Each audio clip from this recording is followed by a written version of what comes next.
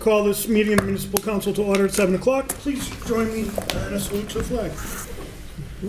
I pledge allegiance to the flag of the United States of America and to the republic for which it stands, one nation, under God, indivisible, with liberty and justice for all. Thank you. I would entertain a motion to approve the regular meeting minutes of February 20th and March 5th. Second. Thank you. Motion is in order. All those in favor? Aye. Opposed? Motion passes. Madam Vice Clerk, or Assistant Clerk? Assistant. Assistant Clerk, all right. Would you please read the notice of the first public hearing? Absolutely. Joint public hearing. The Council and Planning Board will hold a hearing for the following. A rezoning petition from John F.D. Jacoby III regarding proposed amendment to Ordinance S. 17-16.9, Table of Permitted Signs and Dimensional Regulations of the revised ordinance of the City of Attleboro. We'll give a moment for the Planning Board to join us.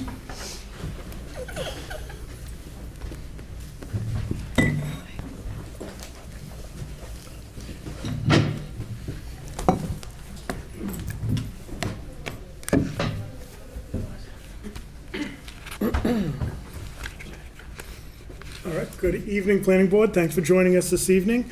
We have called this, we've opened this public hearing, however, we've been requested from the petitioner, Jack Jacoby, better known as, to continue this meeting until April 2nd.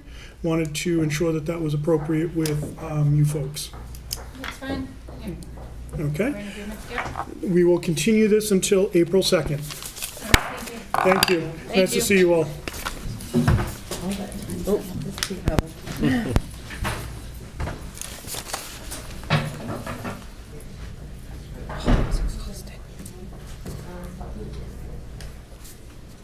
Katie, do you now go on to a reading of the second public hearing, please?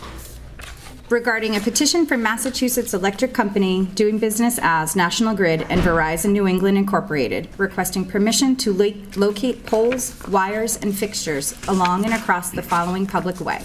Install 2 JO poles on Turner Street to relocate pole A78 west of pole 177. This is to serve the pump station for the City of Attleboro. Do we have anyone to speak in favor? Good evening. If you could give us your name and address for the record. Good evening. My name is Jeff Silver. I work for National Grid out of Hopedale office. Anything particularly you want the council to know about this pole? It's a pretty straightforward job. The poles are required for the pump station that is going in for the City of Attleboro.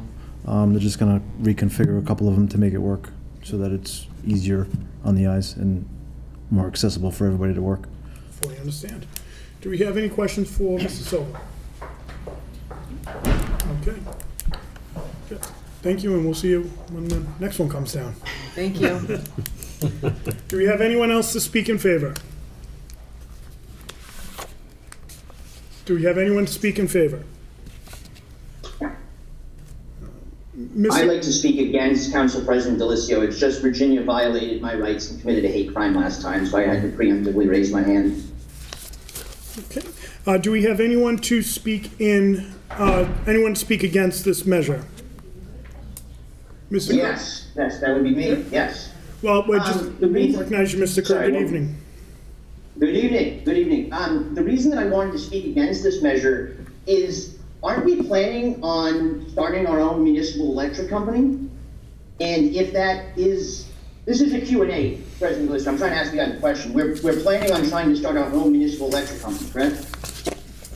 Point of order. This is about just moving a pole to a location. Yeah, I understand, but I'm trying to speak against, I'm trying Excuse to me, ask sir. questions of the It's a public point of hearing. order, and the president has Point to of speak order. on it. Excuse me, miss, do not interrupt me. Learn your place. I'm trying to speak here. Learn your place. So there Do was not raise your voice at me. What do you think you're doing? Who do you think The you are? president has to speak when there's a point of order. Okay, well, do not interrupt me. Do not interrupt me. A point of order is an interruption. So, Okay, a and point, what order for you? Like, what are we doing here? I'm trying to ask a question, and you're interrupting me when I'm trying to ask a question. Mr. Kerr, if I can Just Yes. explain, a point of order was used by I know the, what a point of order is, President Delicio. Please, just go through this whole charade, please. well, there's no charade here, sir.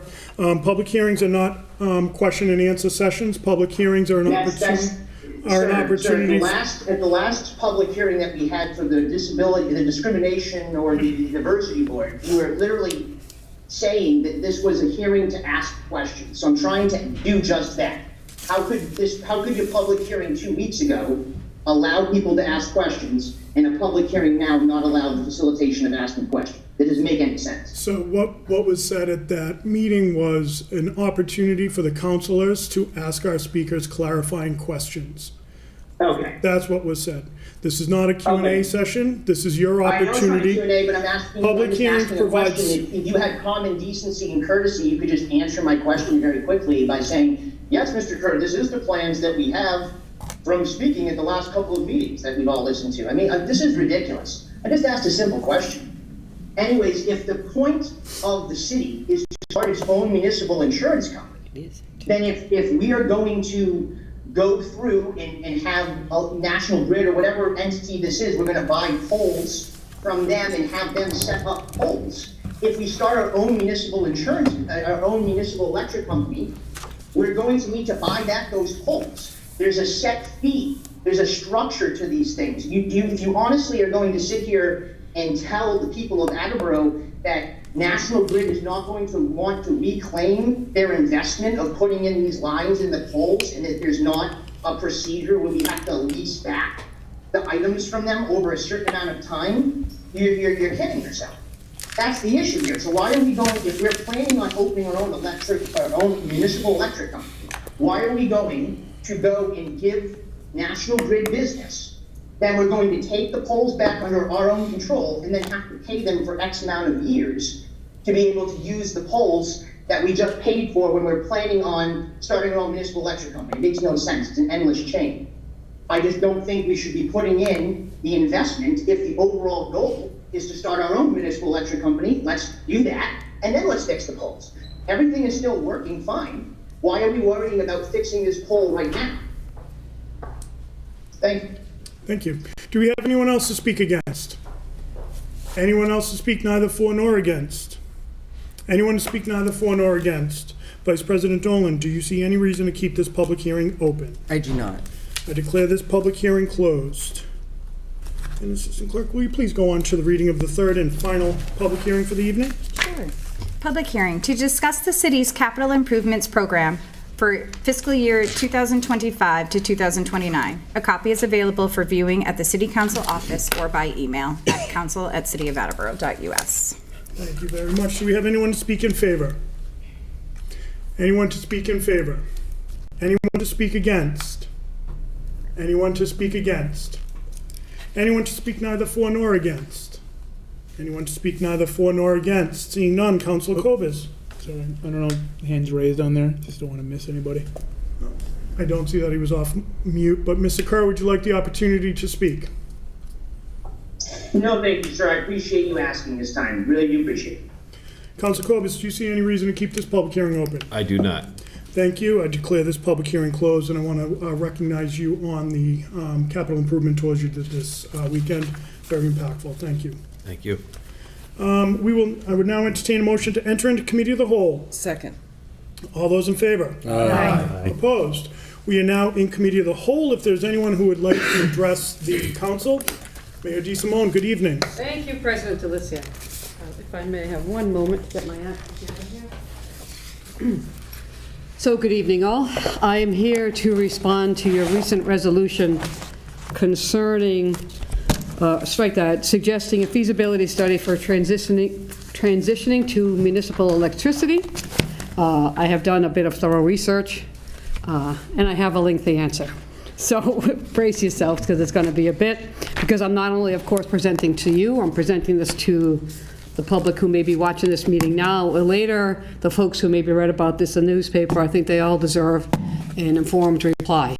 So if I may, I have copies for you. So folks who want to read along, I'll try to skip some stuff as I go.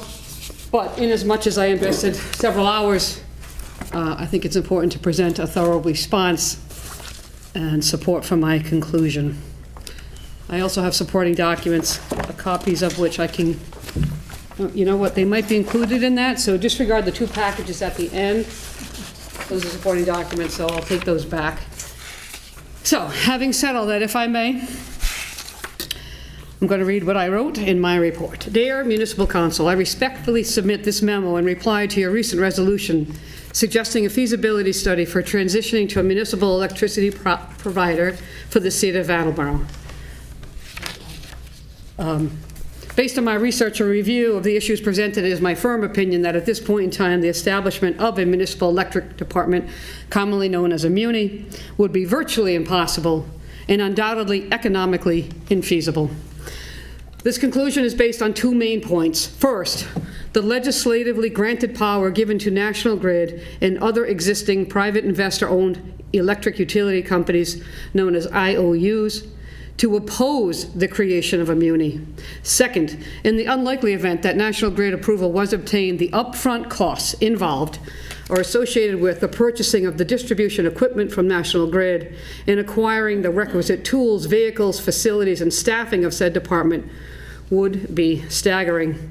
There are 41 munis in the Commonwealth serving all of 50 municipalities and representing approximately 14 to 15% of the energy grid.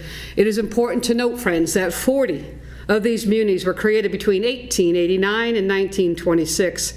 They include Middleborough Gas and Electric, established 1893, North Attleboro Electric, established 1894, Taunton Municipal Lighting Plant, established 1897, and the Mansfield Municipal Electric, established in 1903.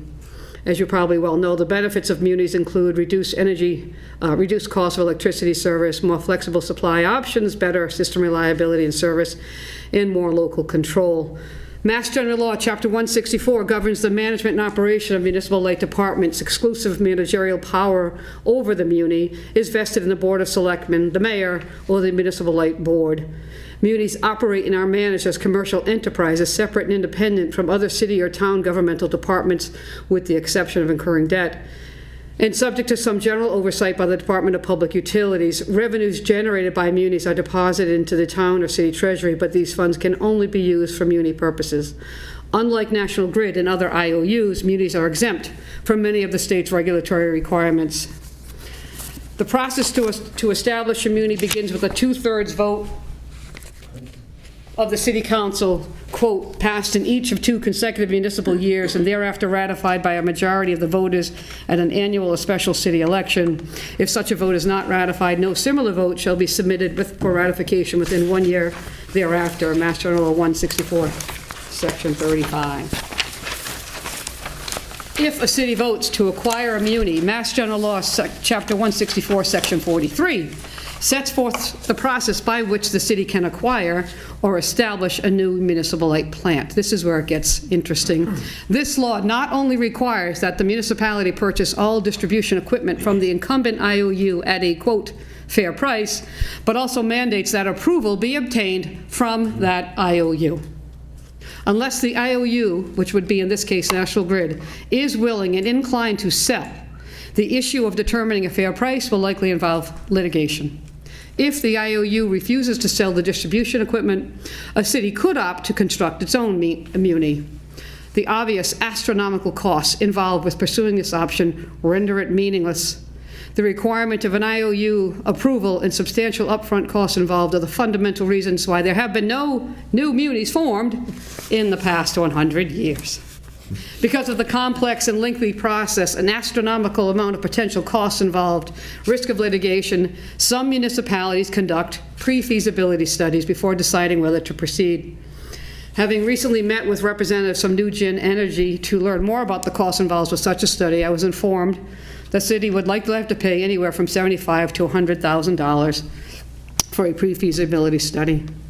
So as we all know well, electric power is vital to the current and future economic and social welfare of all Americans. To ensure future stability and success for our city, the Commonwealth, and the country, our electric system, quote, must be simultaneously safe and secure, clean and sustainable, affordable and equitable, and reliable and resilient. It is well established that increases in extreme weather events along with aging infrastructure are increasing the prevalence and cost of extended power outages in the Commonwealth and across the country. As temperatures fluctuate from record heat to record cold, and increased storms and flooding events weaken and overwhelm tree root systems, power outages put our health and safety at risk and disrupt communication networks and heating and cooling systems. With growing numbers of people working from home, power outages can have a substantial impact on personal income and our economy. It can cost utilities millions of dollars to clean up after a storm, and, as we all know, those expenses are passed on to us, the consumer. For these reasons and more, improving the resilience and reliability of our electric power system is important, not only locally, but vital to the country's current and future economic, commercial, social, and financial vitality. The need for resilience and timely restoration when a power outage occurs is not just an economic imperative, it is a legal obligation as evidenced by the fact that utility companies can be substantially penalized by the Department of Public Works for failing to, quote, restore service to their customers in a safe and reasonably prompt manner. Moreover, at state and federal levels, efforts are being made to force independent, privately held electric utility companies, such as National Grid, to improve resiliency and reliability. These efforts include the federal government's bipartisan infrastructure law and Inflation Reduction Act, and a bill presently pending at the State House entitled An Act Relative to Electric Utility Climate Resilience and Microgrids. Although I sincerely wish that Attleboro had, in fact, established immunity along with our neighboring municipalities all those many years ago, it is clear to me after several hours of research and consideration that acquiring or establishing a municipal electric department for the city of Attleboro is not a viable option at this time. That does not mean, however, that we are without options and means to improve grid resilience. Examples of such include: 1. Legislation. Issues involved with grid resilience cannot be solved on a local level. We need assistance and support from the state and federal government to increase power grid resilience and meet the needs and challenges of our electric future. On the local level, I suggest we have a joint meeting with our state delegation to ask for their assistance in supporting pending bills that may in fact be helpful to us. In particular, we should ask our state delegation to consider supporting the aforementioned Act relative to electric utility climate resilience and microgrids, which is currently pending before the legislature, and that would, among other things, make the prospect of establishing immunity much less impossible. Please note that there have been several similar efforts over the years to amend Mass General Law, Chapter 164, to remove or reduce the approval power of National Grid and the other IOUs, but each has failed. Additionally, there are myriad other bills pending at the State House concerning the resilience of our electric grid, electricity pricing, and consumer protection and clean energy. Here are some additional bills that we might consider asking our delegation about. I won't read those to you folks, but there are several, as you can see, and they're presented pretty much every year. They don't get far for reasons which I'll get to momentarily, although it is obvious to most, we must acknowledge that our ability to effectuate positive legislative changes in the arena of public utilities is directly countered by the deep, strong, and well-financed lobbying efforts of those same utilities. As stated in the September 2021 Journal of Energy Research and Social Science, quote, "The Utilities Coalition is most successful in shaping climate and clean energy legislation in Massachusetts, and its preferences aligned with bill outcomes, as measured by movement through committees more frequently than any other coalitions. Lobbying professionals and their ties to legislative leadership are especially important during the crucial later stages of the legislative cycles. Our analysis of the legislative process shows that committees are critical veto gates where interest groups exert power." Number 2, microgrids. We can and will begin exploring the creation of microgrids in the city of Attleboro. Generally speaking, microgrids are small-scale energy systems into which power is, in which power is produced, distributed, and consumed, typically all within a self-contained area, such as a municipal or hospital complex. Microgrids can operate independently from the main grid, providing continuous power even in the case of disruptions to the regional supply, and can help reduce energy costs. In the coming weeks, I intend to apply for a municipal vulnerability grant to secure funds for a feasibility study concerning microgrids in the city. We're kind of behind in that regard. Several municipalities in the Commonwealth have already done just that. Third option, undergrounding. In Attleboro and beyond, fallen trees and branches knocking down power lines account for the overwhelming majority of power outages. By amendments made within the past 2 years to the city's rules and regulations for subdivisions, the planning board requires that all electric lines and utilities in new subdivisions be buried underground. Undergrounding, obviously, undergrounding electric wires greatly reduces power outages because the wires are protected from fallen trees and branches. For above power lines in older neighborhoods, there's a Mass General Law, Chapter 166, Section 22D, that allows municipalities to pass an ordinance requiring their utility provider to bury existing overhead electricity utility lines and allows the utility to recover costs by increasing rates. However, because the rate increase is limited to 7%, the municipality is left to cover the substantial costs involved with undergrounding existing lines. Some municipalities do that very strategically. In certain areas, they'll do undergrounding. But this is likely why so few municipalities served by IOUs have accepted this provision and why it's probably not a particularly viable option for Attleboro. Now, in regard to our friends at National Grid, I met with them on February 23rd, along with Fire Chief Scott LaChance, Park Superintendent and Tree Warden Derek Corsi, and Administrative Assistant Kathy Ilkowitz. There were several National Grid representatives present at their Attleboro office. We discussed power outages, long restoration times, and N-Grid's efforts to reduce the number and duration of these outages. Documentation of their efforts is provided in the supporting. As you probably know, Massachusetts is densely populated state. Almost 60% of our land is forest. And as mentioned earlier, by far the largest percentage of power outages in Massachusetts and New England are due to fallen trees and branches. Climate changes and increasing storm intensity mean that more rainfall and heavy winds will result in yet more fallen branches and trees hitting power lines. National Grid manages approximately 20,000 acres and 1,500 miles of rights of way in the Commonwealth through Attleboro and 191 other municipalities. These rights of ways must be kept clear of vegetation that may interfere with the safe, reliable delivery of electric services. N-Grid's tree and vegetation management program is the way by which N-Grid works to ensure resilience along the rights of way and substation feeder lines. N-Grid serves 25,788 customers through 338 line miles and 25 circuits or substations. That's in Attleboro.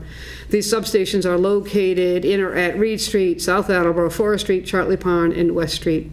We are also served by our substations or feeder lines from Norton and Rehoboth. So, essentially, friends, if a tree falls in Norton, we're going to know about it because some of us might lose power. All right, so there are things beyond our municipality that impact our electricity.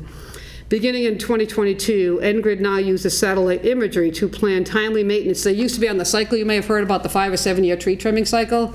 They don't do that now. It's condition-based, established by satellite imagery. They can figure out where to go and target their efforts.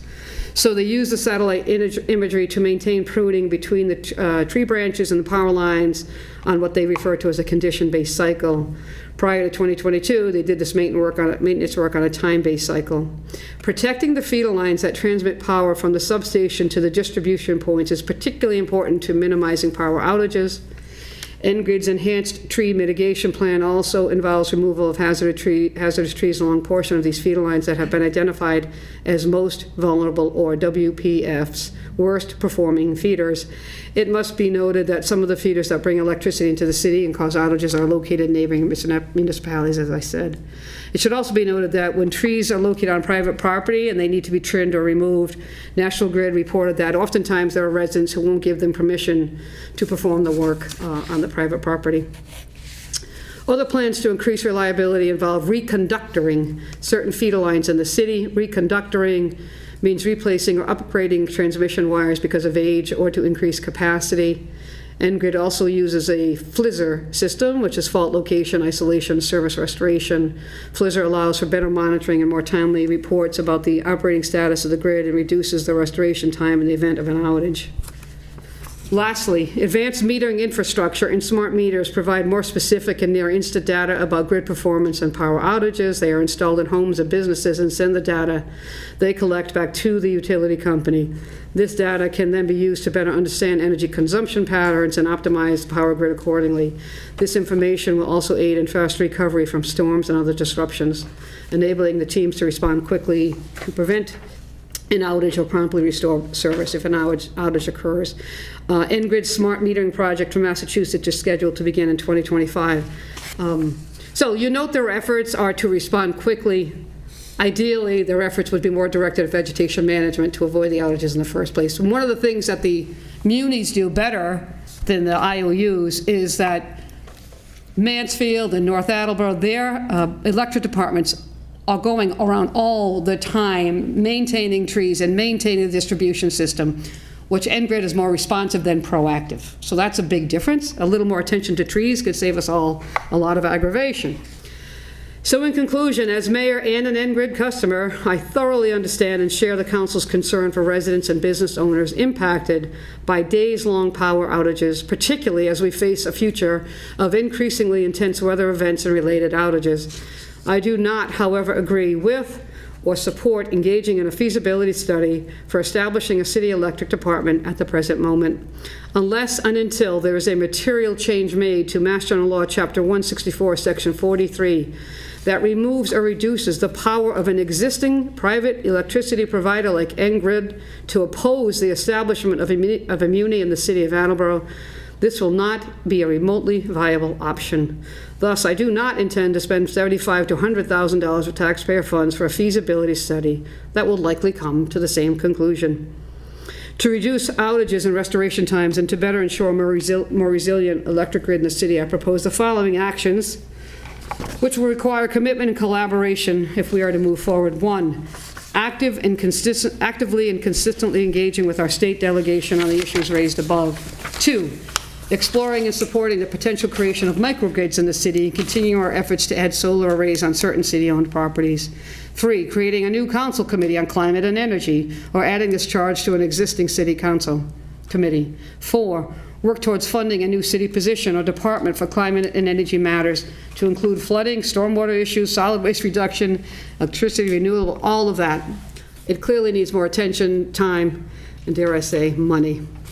Lastly, I would like to give a special thanks to Attleboro resident and North Attleboro Electric Department employee John Miller, who generously shared his time, expertise, and abundant information about this topic. John was responsive and super supportive, providing a lot of information. And the Attleboro Public Library also did some research. And for those of you who are interested, Attleboro for a moment considered a muni and very quickly disregarded the idea because they were then satisfied with the Attleboro Municipal Gas and Electric Company. We had a chance. We didn't do it. So the short story is, and I hope you can at least see my point, it's not in our favor. The legislature, for whatever reason, is giving a lot of authority to the IOUs. It's mind-boggling to me that we would have to ask for their permission, and even if they get it, they get to set the price for all the equipment we need to buy. And in case you're wondering, can we just partner with somebody? Possible. So, for example, our friends in North Attleboro have a muni. They could theoretically provide electricity to the city, but we would still have to purchase from Ngrid or otherwise establish our own poles and wires and everything that came with it. So it'd be a cheaper option, but I'm still certain it'll be quite expensive. So Mayor, thank you for coming down. Yep. Thank you for entertaining the conversation. I feel Yeah. that this, at the very least, started the conversation. I think we've all been receiving phone calls from residents regarding this. I think I'm intrigued by some of the options you proposed. I think when Councilor Kovitz, Councilor Angelo, and I proposed this was just to get the conversation started. We've heard about it, not just the days without power, but some of the fees and some of those that are struggling to make ends meet. Certainly, we understood we would have to look at really getting into the weeds, which you did a nice job. I have a couple questions or comments from the colleagues, if you don't mind. Councilor Kovitz and Councilor Holmes. Thank you, and I applaud this report, and agree with the conclusion that spending this money does not make any sense. For all of the reasons, and applaud the manner in which you said, hey, doing the feasibility study doesn't make sense, but here are a couple things we can do to sort of address the underlying concerns that we heard. So I appreciate the manner in which you would address that. Thank And, but one of the things that I was hoping to see, it sort of in further research, I was like, oh yeah, like it looks like we can't do that. But I was hoping to see more in, is there anything we can do with the maintenance? I know you talked about the maintenance, but in the actions here, I wasn't sure if there's more we can do or more we can ask for. So in the conclusions, I didn't really see like action items for. Well, I don't know respectfully, Council Clovis, so you have to be very careful, obviously, when you're cutting trees or branches around power lines, and that is certainly not something I want to subject a city employee to. Agreed. So that would have to be done by the professionals. I suppose our options are twofold. One, we hire a company to do it. You could contract that. Or two, continue to apply pressure on Engrid. So I'm meeting with them again, with Senator Feeney, because I think we have their attention. And I'm going to try to leverage it. But again, as you may all know, National Grid is a multi-billion-dollar international company. We're a speck on their radar. The people were lovely. I should say the employees that I met with were lovely, but we need, I will exercise all the leverage I can, Counselor, but clearly, this is bigger than Attleboro. We need help from our state and federal delegation, and clearly the interests of lobbying are particularly concerning, in my opinion. So I'm meeting with them again. I will beat the drum again for increased vegetation management, because it's trees. Trees! Love them and hate them at the same time. It's trees. So, yeah. And my hope is that's where the focus can be put, because when the power goes out and these poor people are trying to restore the power, that's not when we need to apply pressure. It's the time in between. Absolutely. That's one of the things that the munis do.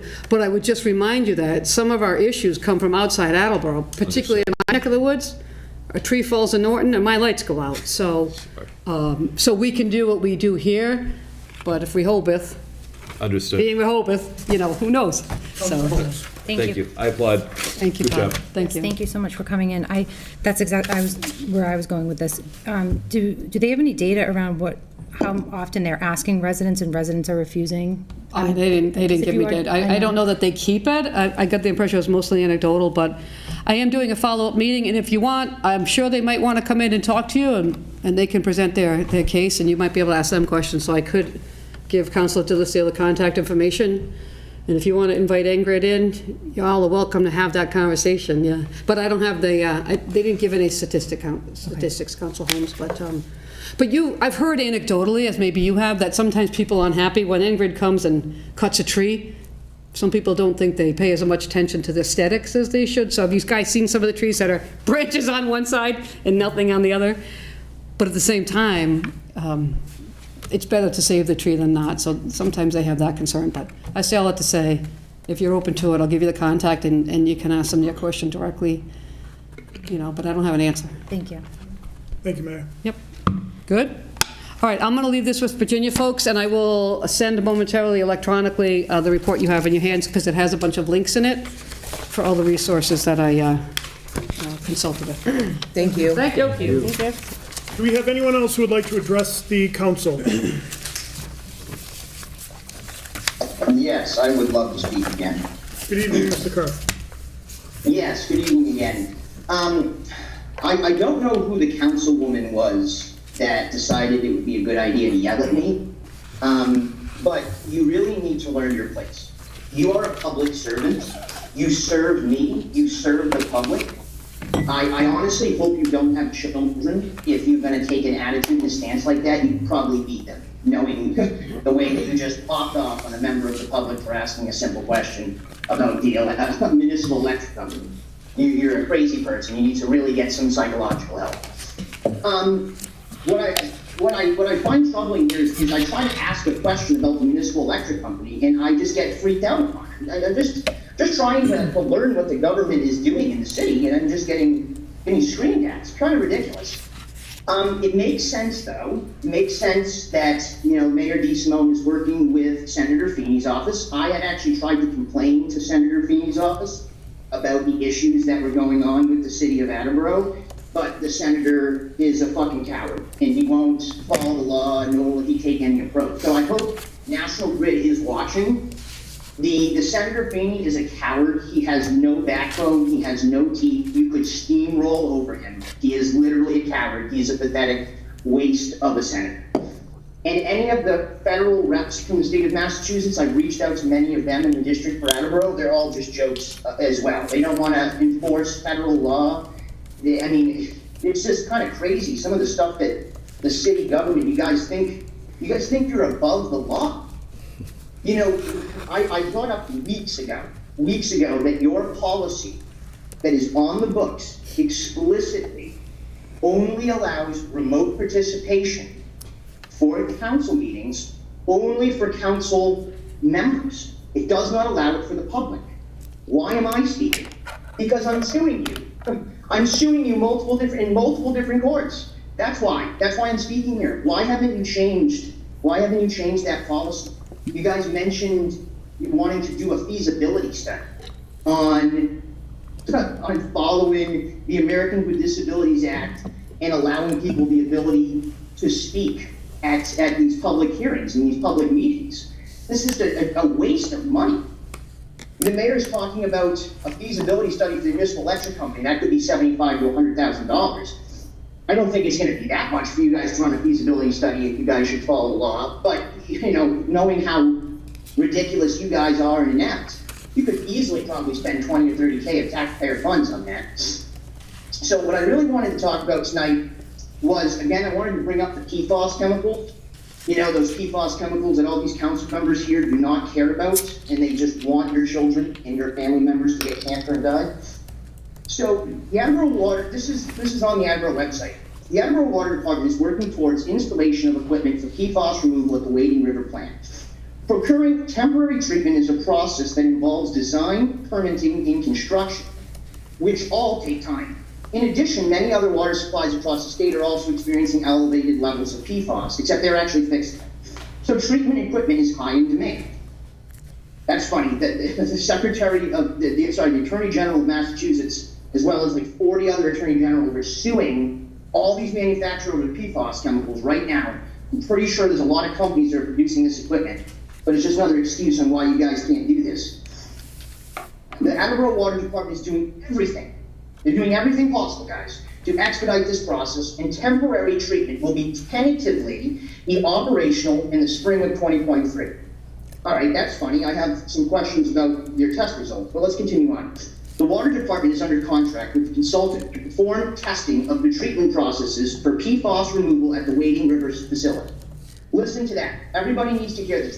Because I'm going to show you that this is fraud that occurred here. This is fraud that occurred. The city of Attleboro was defrauded by this third-party consultant. So let's go over this. The Attleboro Water Department is under contract with the consultant to perform testing of the treatment process for PFAS removal at the Wading River facility. The pilot testing will continue through 2022 and determine the most effective treatment for a permanent solution to the PFAS issue. Once the treatment technique is chosen, a planned rehabilitation will be designed and constructed. This is expected to take 3 years. Where are we with the treatment? Right? This was supposed to be incorporated at the end or the beginning of the spring of 2023. Where is this treatment facility? And the other thing is let's get into the fraud. The pilot testing will continue through 2022. All right, let's look at some of these results. So the city went offline with their testing in October of 2022. There's no test results of the PFAS chemicals in October of 2022, November of 2022, or December of 2022.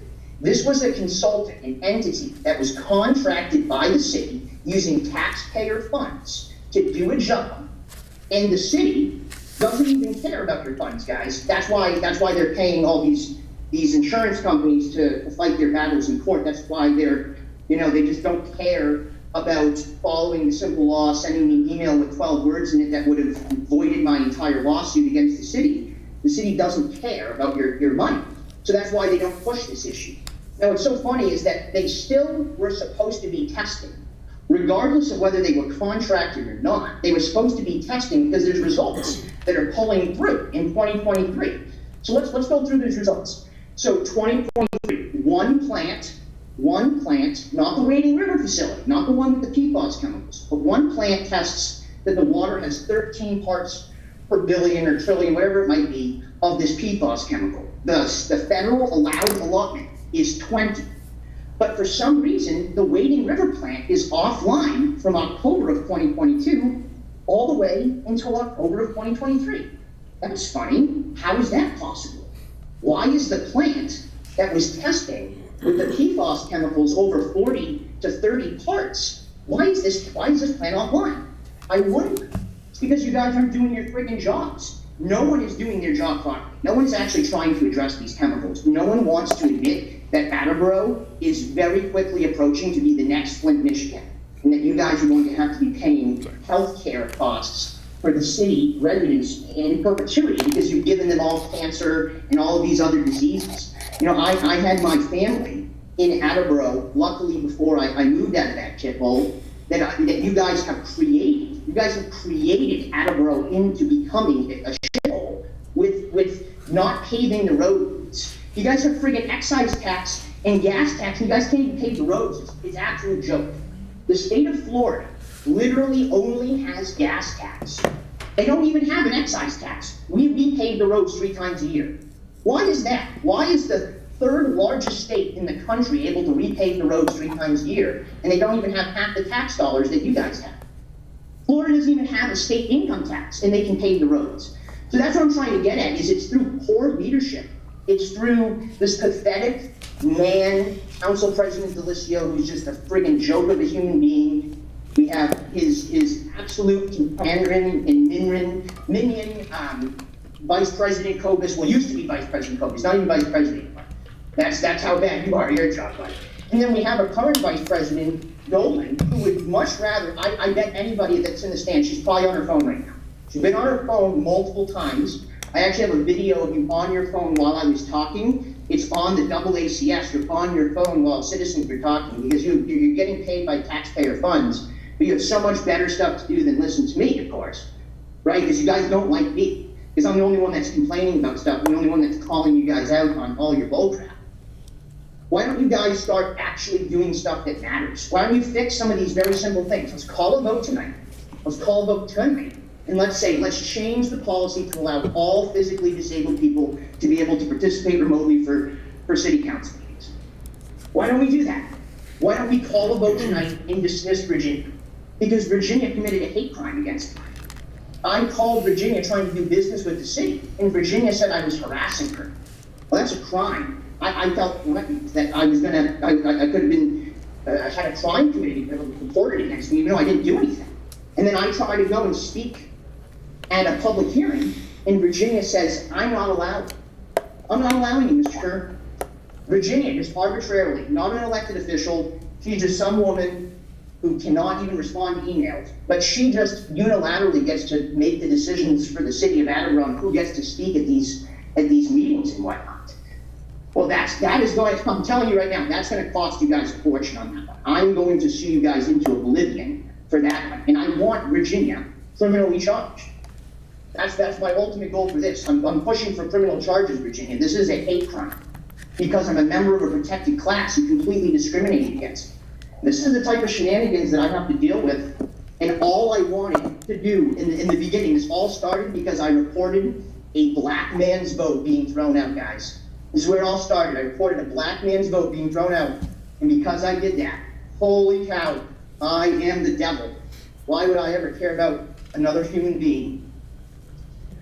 Well, thank you guys. I'll be back next week. Well, next 2 weeks after the next meeting, I'll be talking until you guys are probably deceased or no longer working for the city, because I'll be here for the next 40 years, Doug. Thank you. Do we have anyone else to address the council? Anyone else to address the council? Therefore, I'd entertain a motion to arise from Committee of the Whole. Second. All those in favor? Aye. Opposed? We are now arisen from Committee of the Whole. We will now go into a reading of the mayor's communication. Dear municipal councilors, 1. As Attleboro continues to evolve into an education-centered community, it is important to recognize, encourage, and support our high school students in their educational pursuits. One important way for the community to support our students is through the establishment of a city scholarship fund to which residents can donate to provide educational aid to deserving students. You may recall that former Councilor Rick Conti started this process last fall, but the initiative had some procedural issues. Having spoken with Rick recently, I offered to address these issues and renew the effort.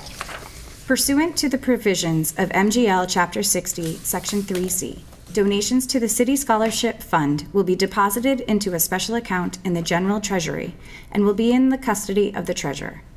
A scholarship committee will be formed and will consist of the superintendent of schools or their designee and 4 Attleboro residents appointed by the mayor for a term of 3 years, subject to confirmation by the municipal council. Further, as required by statute, the committee shall create evaluation criteria by which to select the scholarship recipients and amounts of financial aid from the scholarship fund. The evaluation criteria must, 1, include a requirement that recipients of financial aid must be residents of the City of Attleboro at the time the financial aid is first awarded and have been accepted to pursue education beyond the secondary level at an institution deemed accredited by the committee. And 2, take into consideration each recipient's financial need, character, scholastic record, and involvement in community work as well as extracurricular school activities. I have conferred with Treasurer Laura Gignac and Auditor Depp Gould, Chief Assessor Julie Hobson, and Collector Zaida Kiefer, and Superintendent Dave Sawyer, all of whom support the creation of the City Scholarship Fund.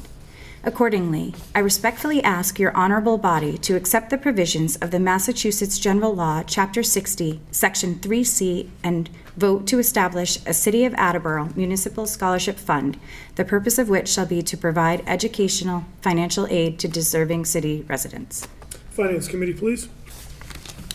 2, as Attleboro continues to grow and the duties and responsibilities of law enforcement shift away from traditional policing in a post-pandemic world, it is important that we employ an appropriate number of law enforcement personnel to ensure a safe community for all. We now employ 70 police officers, which is the current maximum staffing level, having been established by ordinance some years ago. Being fully staffed means we are currently unable to have a seamless transition in filling planned and unplanned vacancies because we have to wait for an officer to retire or leave and then fill the position. Hiring a new officer also means a year of training, police academy and FTO training. I believe it is in the city's best interest that the staffing limit be increased to allow for future population growth and the need to hire and train new officers in anticipation of the planned retirements and other upcoming vacancies. After conferring with Chief Hagney and the Human Resources Director Lynn Davin, we concluded that the staffing level for police officers should be increased from 70 to 85. Although we do not currently need to employ 85 officers, increasing the limit will allow the department to grow as needed and will better ensure consistency of operations during staffing transitions without having to request incremental increases in staffing levels. I understand that similar staffing increases have been made previously in anticipation of the growth of the department and the public safety needs of the city. Further, increasing the police officer staffing level does not obligate the city to employ the maximum number of staff at any point in time. Accordingly, I respectfully ask your honorable body to amend Section 15-1.3 of the revised ordinances by striking the words 70 police patrolmen and replacing them with 85 police officers. That'll go to Public Safety and Emergency Management. Council Holmes, would you like to call for a public hearing on April 2nd? Yes. Is there a second? Second. All those in favor? Aye. Aye. Opposed? Motion passes. Thank you. Sure. 3, I respectfully submit communications from Director of Veteran Services Ben Quell regarding the donations of $500 in Stop and Shop gift cards and $150 in Market Basket gift cards from Rosemary Burrows, in accordance with Section 1-12 of the revised ordinances of the City of Attleboro. I hereby request your honorable body accept these generous donations to the City of Attleboro. Supporting documents provided. City Property and Claims, and thank you, Rosemary Burrows. 4, I respectfully submit a communication from the Director of Veterans Services, Ben Quell, regarding the donation of $100 in Stop and Shop gift cards from Lucille Cargill. In accordance with Section 1-12 of the revised ordinances of the City of Attleboro, I hereby request your honorable body accept these generous donations to the City of Attleboro. City Property and Claims, and thank you, Lucille Cargill. 5, for your information, I regret to inform your honorable body we have received the resignation of Joanne Lynch as Veterans Grave Officer. Please join me in thanking Ms. Lynch for her service to the city. It's just an FYI, and thank you, Joanne. 6, I respectfully submit for confirmation by your honorable body the appointment of Jerry Lynch, 172 Richardson Avenue, to serve as the Veterans Grave Officer for a term of 1 year, term to expire February 2025. Personnel, Veterans, Human Services Committee, and I think we should have Mr. Lynch come down. 7, I respectfully submit a communication from Director of Planning and Development Gary Arazian and hereby request your honorable body to hold a public hearing on April 2nd, 2024 relative to the administration's program year 2024 to 2028 5-year consolidated plan. CDBG program year 2024 annual action plan.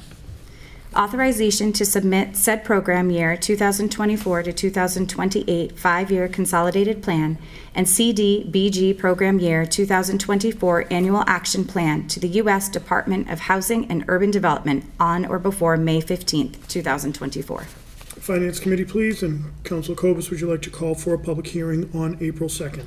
I would, thank you. Second. Thank you. Motion is in order. All those in favor? Aye. Opposed? Okay, motion passes.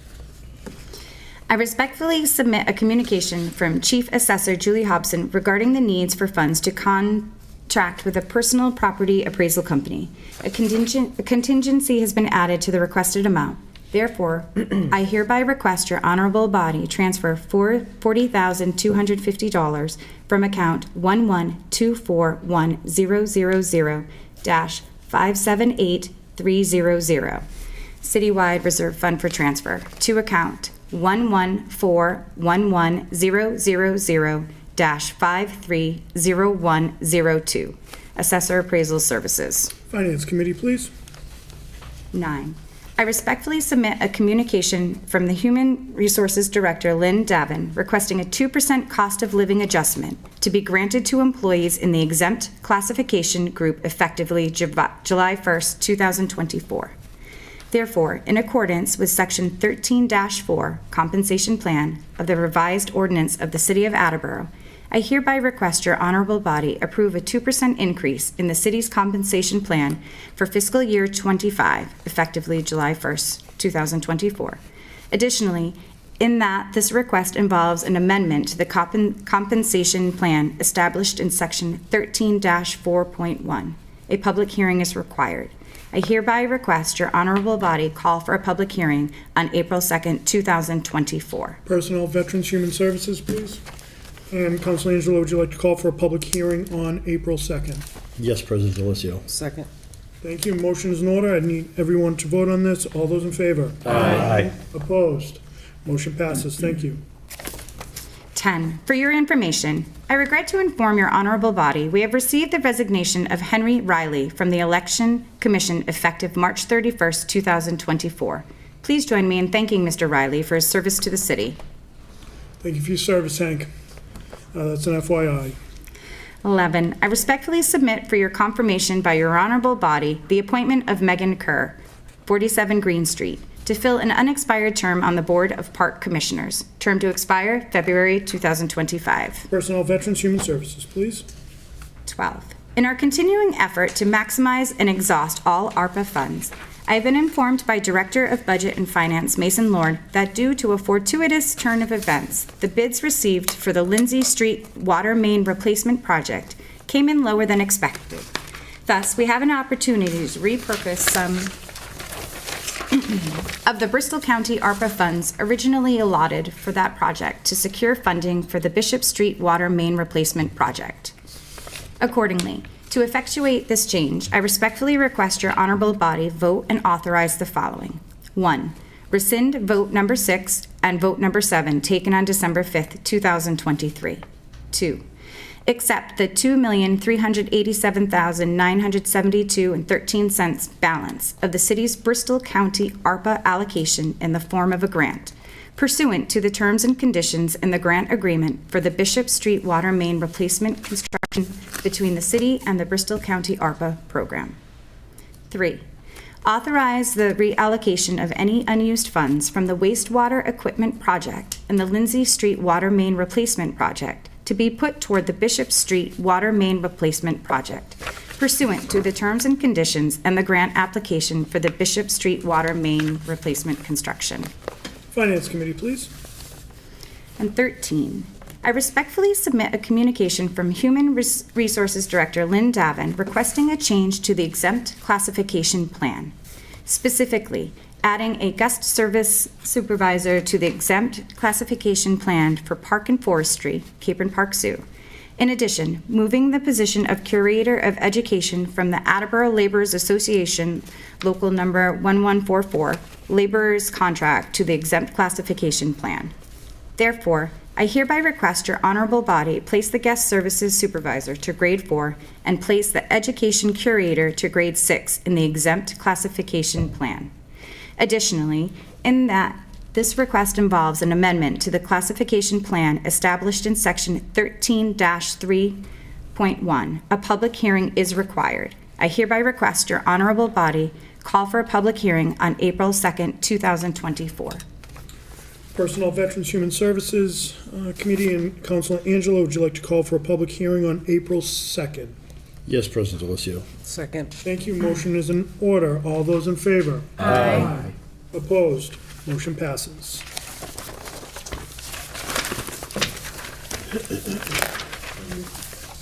And, Katie, I believe there is no clerk's There's no communication. clerk's communication tonight. Thank you. We will now go into committee reports, beginning as always with Councilor Cobus.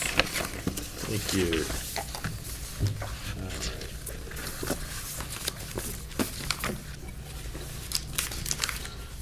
All right, reporting for the Finance Committee. From the docket of March 19th, 2024, I move to appropriate $25,000 from account undesignated fund balance free cash, general government, to account treasurer Medicare tax. Second. Thank you. Motion is in order. Any comments? This is the med tax. It is a annual amount that's, we move every year based on sort of, how many people we have on payroll, and it sort of fluctuates every year. And it's just a annual Medicare tax. Thank you. Any additional questions, comments, concerns? Seeing none, we'll have a roll call vote, begin with Councilor Cobus. Sure. Mr. Cobus? Yes. Ms. Boa? Yes. Mr. Lavoy? Yes. Ms. Reynolds? Yes. Vice President Dolan? Yes. Ms. Holmes? Yes. Mr. Angelo? Yes. Ms. Sawyer? Yes. Mr. Waterman? Yes. And President Delicio? Yes. 10 yeas, 0 nays. Thank you. Motion passes. That concludes the business for the Finance Committee. I'd like to call for committee meetings at the next appropriate time. Thank you, Councilor Cobus. Councilor Foa. The IT and Infrastructure Committee has no business this evening. I will call for a committee meeting at the next appropriate time. Thank you very much. Councilor Lavoy. Reporting for the Licensing Committee, matters before the body tonight. From the docket of March 19th, 2024, I move to approve the Ring a Bell application from Alejandro Ortega, doing business as Pelagi's Ice Cream, of 237 Suffolk Ave in Pawtucket. Second. Thank you. Motion is in order. Any comments? I don't believe so. We discussed it in committee, but happy to hear if anybody has any. It's my sorry. job. As Mr. Lavoy said, does anyone have any questions, comments, concerns? Perfect. Seeing none, this requires a voice vote. All those in favor? Aye. Opposed? Motion passes. Thank you. And from the docket of March 19th, 2024, I move to call for a public hearing on April 16th, 2024, regarding the adoption of Mass General Law, Chapter 140, Section 139C, along with the additional provisions by amending Section 9-36.7 of the revised ordinances of the City of Attleboro as follows. Second. Motion is in order. Any comments? Nope, we discussed this in committee. Additional questions, comments, concerns? Seeing none, this also requires a voice vote. All those in favor? Aye. Opposed? Motion passes. Thank you. That's all the business we have for this evening, and I will call for a committee meeting at the next appropriate time. Thank you, Councilor LaVoy. Councilor Reynolds. Thank you. Reporting for City Property and Claims Committee from the docket of March 19th, 2024, I entertain a motion to surplus 44 police tasers and use them for a trade-in value. Second. Thank you. Motion is in order. Any comments? I have none. Additional questions, comments, concerns? Seeing none, this requires a voice vote. All those in favor? Aye. Opposed? Motion passes. From the docket of March 19th, 2024, I move to accept the generous donation of $100 in Stop and Shop gift cards from Maui E. Tennant to the Veteran Services Office. Second. Thank you. Motion is in order. Any comments? I have none. Additional questions, comments, concerns? Seeing none, we'll have a roll call vote. Begin with Councilor Waterman. Mr. Waterman? Yes. Ms. Sawyer? Yes. Mr. Angelo? Yes. Ms. Holmes? Yes. Vice President Dolan? Yes. Ms. Reynolds? Yes. Mr. LaVoy? Yes. Ms. Fawa? Yes. Mr. Cobus? Yes. And President Delicio? Yes. It is 10 yeas and 0 nays. Thank you. Motion passes. City Property and Claims Committee has no further business this evening, but would like to call for a committee meeting at the next appropriate time. Thank you, Councilor Reynolds. Vice President Dolan. Thank you. Reporting for Public Works Committee, I have two motions. From the docket of March 19th, 2024, I move to transfer $4,200 from account park salary and wages to the following: $3,000 to account park equipment maintenance and $1,200 to account park lights and power. Second. Thank you, Councilor Holmes. Motions in order. Any comments? No, we discussed in committee. Additional questions, comments, concerns? Seeing none, we'll have a roll call vote beginning with Councilor Cobus. Mr. Cobus? Yes. Ms. Fawa? Yes. Mr. LaVoy? Yes. Ms. Reynolds? Yes. Vice President Dolan? Yes. Ms. Holmes? Mr. Angelo? Yes. Ms. Sawyer? Yes. Mr. Waterman? Yes. And President Delicio? Yes. 10 yeas and 0 nays. Thank you. Motion passes. From the docket of March 19th, 2024, I move to authorize the expenditure of $1,220,613.06 in any other future grant amendments regarding the fiscal year 2025 apportionment of the Chapter 90 Local Transportation Aid in Fund 3108, Chapter 90 projects for the purpose of funding Chapter 90 eligible projects as approved by the Massachusetts Department of Transportation. Second. Thank you. Motion is in order. Any comments? Just that this is just to expand the Chapter 90 funds. Thank you. Additional questions, comments, concerns? Seeing none, we'll have roll call vote. Begin with Mr. Waterman. Mr. Waterman? Yes. Ms. Sawyer? Yes. Mr. Angelo? Yes. Ms. Holmes? Vice President Dolan? Yes. Ms. Reynolds? Yes. Mr. LaVoy? Yes. Ms. Fawa? Yes. And Mr. Cobus? Yes. President Delicio? Yes. Thank you. 10 yeas. Sorry, I just did your. You just did mine. 10 yeas and 0 nays. We're all Thank you. switching Motion roles passes. tonight. That's all the business for Public Works Committee, and we look forward to a meeting at the next appropriate time.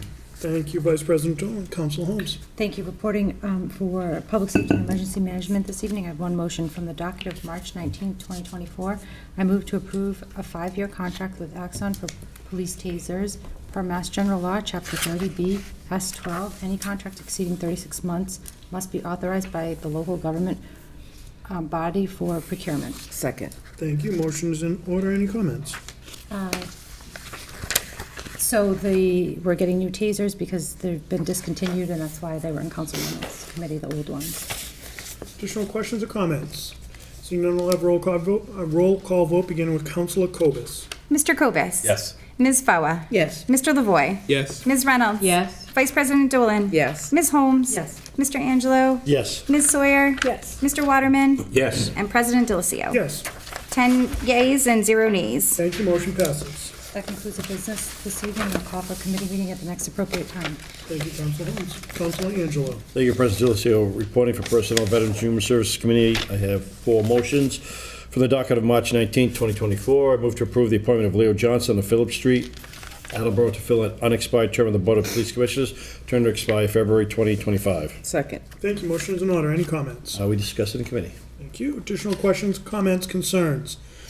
Seeing none, this requires a voice vote. All those in favor? Aye. Opposed? Motion passes. For the docket of March 19, 2024, I move to approve the exempted filing of the disclosure of financial interest forms by the following part-time city special municipal employees such that they may participate in the senior tax abatement program.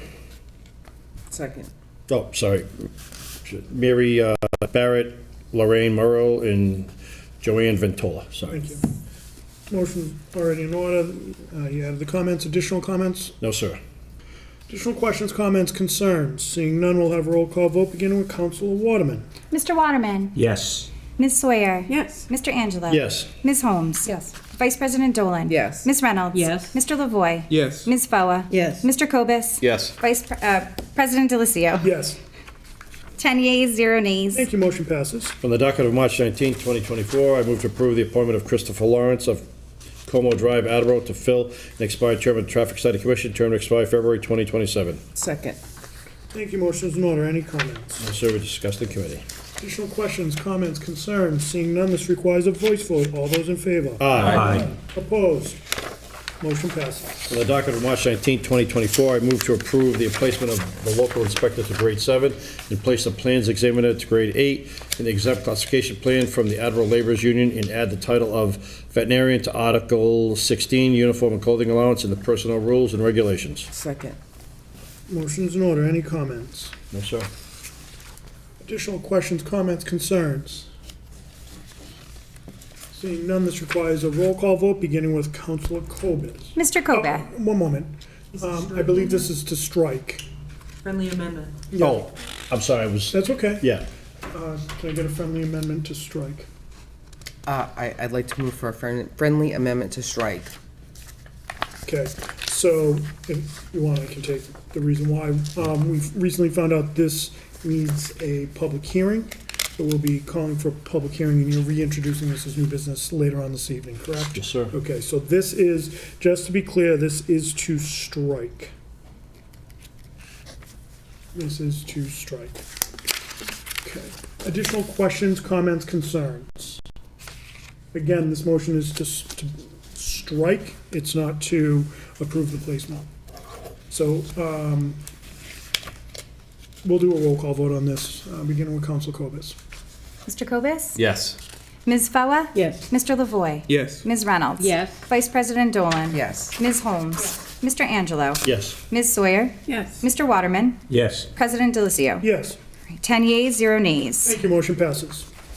That's all for Personnel, Veterans, Human Services Committee. Call for meeting at the next appropriate time.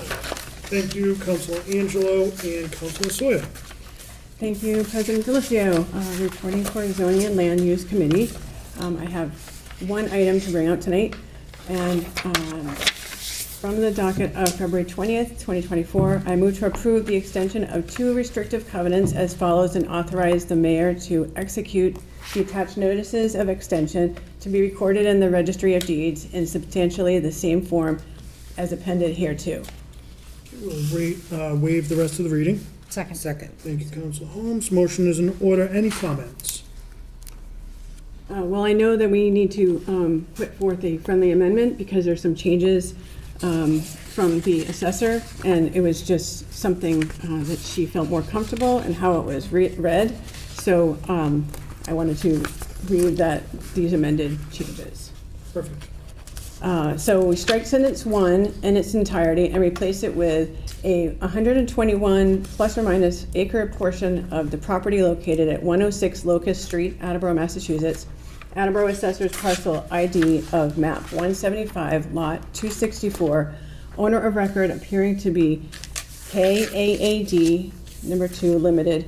Restrictive covenant will be extended to and through December 4th, 2045. Second. And strike sentence number 2 in its entirety and replace with the 16.90 acre property located at 0 Locust Street, Attleboro, Massachusetts. Attleboro Assessor's Panel ID of map 176, lot 1A, owner of record appearing to be KAAD 2 Limited. Restrictive covenant will be extended to and through December 9th, 2048. Thank you. Any comments on the amendments and on the friendly amendment? It doesn't change anything in the vote. It was just something that the assessor felt more comfortable with how it was read. Yeah, so nice work on that, Councilor Sawyer, and I'd also say kudos to City Assessor Julie Hobson for recognizing this. This just makes it a little more concrete, and just has the more, as you alluded to, accurate wording. So nice job reading that. It's not always easy. Additional questions, comments, concerns? Councilor LaVoy. I just briefly wanted to say that before I pushed back a little on this as a whole, but I did get the clarification that I needed from the property owner. So I'll be supporting this, and I hope everyone else does. And that's all I have. Thank you. Additional questions, comments, concerns? Seeing none, we'll have roll call vote, beginning with Mr. Waterman. Mr. Waterman. Yes. Ms. Sawyer. Yes. Mr. Angelo. Yes. Ms. Holmes. Yes. Vice President Dolan. Yes. Ms. Reynolds. Yes. Mr. Lavoy. Yes. Ms. Foa. Yes. Mr. Cobus. Yes. President Delicio. Yes. 10 yeas, 0 nays. Thank you, motion passes. So that concludes the business of the Zoning and Land Use Committee, and I call for a committee meeting at the next appropriate time. Councilor Waterman. Yes, the Traffic and Transportation Committee has no business tonight. We will meet at the next appropriate time. Thank you. Councilor Holmes, do you mind? Ordinance, elections, and legislative matters has nothing to report this evening, but we'll call for a meeting at the next appropriate time. Great, thank you very much. Councilor Angelo. Thank you, President Delacio. I entertain a motion to refer the following committee for study and recommendation. I move to approve the placement of the local inspector grade 7, place the plans examiner. No, this isn't new business yet. This is for, To call for the public hearing? nope, this is for special committee on comp and class. Call for business, call for a meeting next week. The other committee just called. There's no business for, so I'll just call for meetings for the committee, special committee on tax. Oh, I'm sorry. Tax All right, abatement, all right. rules There's no and new business. procedures, and comp and classification. I'm sorry. I No thought we worries. were doing new business. No worries. Yeah, there's no, I just did it, it's all good. No worries, buddy. All set. There is no old business. There is 2 pieces of new business. For first, I'll recognize Councilor Holmes. Thank you. I entertain a motion to refer the following to a committee for study and recommendation: to install an RRFB painted crosswalk and complete the sidewalk to meet ADA compliance at South Main Street and Senna Road, was to suggest the closest possible area to place a crosswalk for safety. Second. Thank you, motion in order. Any comments? A resident had reached out about this. We don't know, we would just like the traffic committee to look into seeing if there's any options here to make it safe for residents to cross. Very good, thank you. Additional questions, comments, or concerns? Seeing none, this requires a voice vote. All those in favor? Aye. Opposed? We'll refer this to traffic and transportation and further refer it to traffic study. Yes. Okay, thank you. For the second piece of business, we will recognize Councilor Angelo, who's really excited about this. my apologies, President No worries. Delacio. Entertain a worries. motion to refer the following to committee for study and recommendation.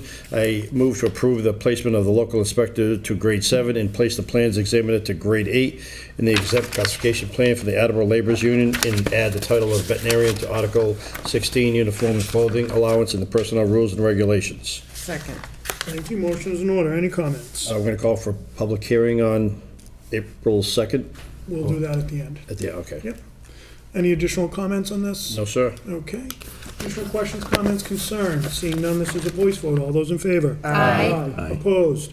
Motion passes. We'll refer that to personnel, Veterans and Human Services. And now, Councilor Angelo, if you'd like, you can call for a public hearing on April 2nd.